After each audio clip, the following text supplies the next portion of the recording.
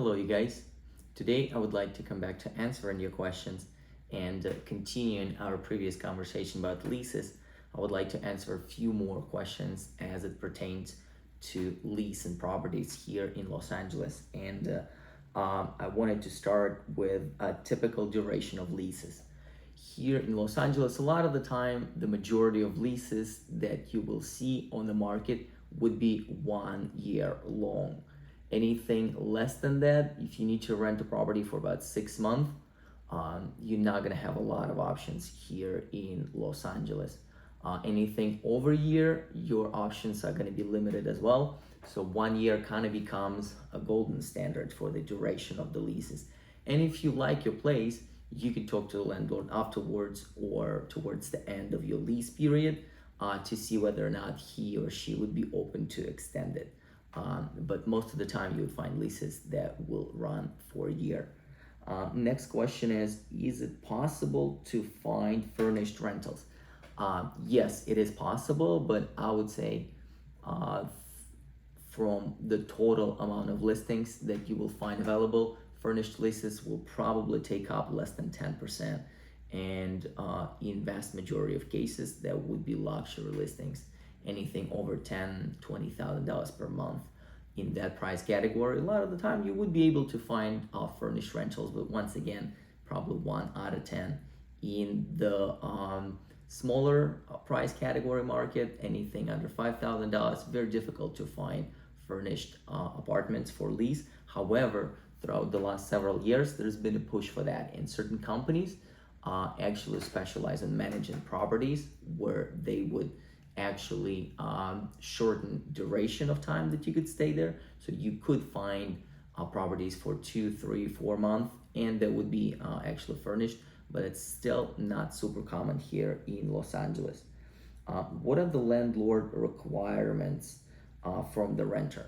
So what documents would the landlord like to see if you want to lease a property? Obviously, that would start with your bank statement. So you just need to show the money in the bank to prove that you're financially stable.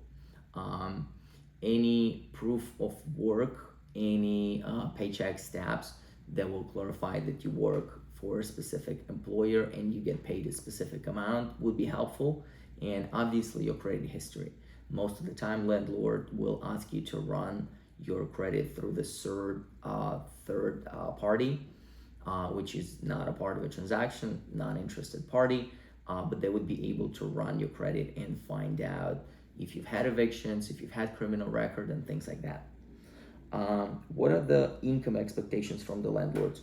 So most of the time, the landlords would want to see you making 3 times as much as rent that you will be paying. So for example, if your rent will be $3,000, the landlord would want to see you making at least $9,000 per month or more.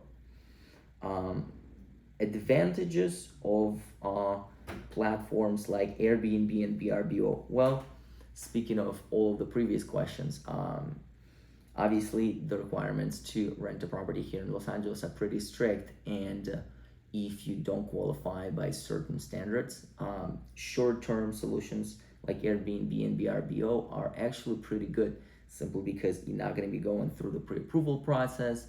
As long as you have money in the bank, as long as you can pay for it, you have no problem renting the place out.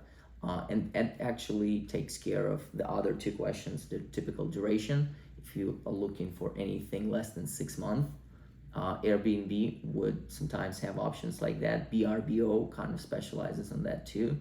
And same thing with the furnished rentals.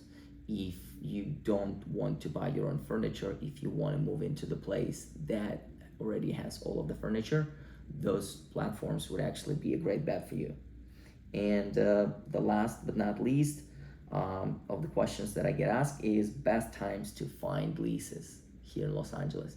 We don't really have seasons, or at least seasons in a sense of East Coast type of markets here in Los Angeles. However, you would probably find a little bit better luck and a little bit more discounts throughout Greater Los Angeles area if you were to be renting the place out towards the end or the beginning of the calendar year. So anything starting from October November, December.